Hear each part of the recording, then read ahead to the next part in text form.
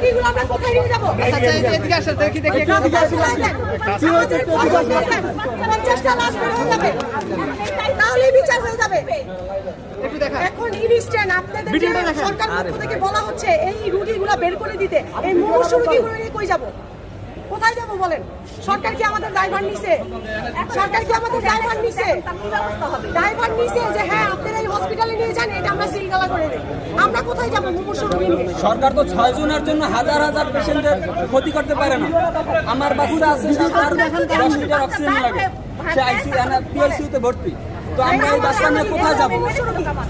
6 জনের জন্য তো হাজার হাজার ডায়ালিসিস রোগী, আইসিইউ রোগী যেতে পারে না।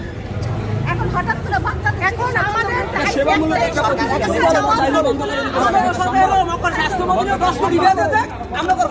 একটা ঠিক কথা কইছে ভাই, একটা ঠিক কথা কইছে। আমাদের দেশের আইন এত ভালো,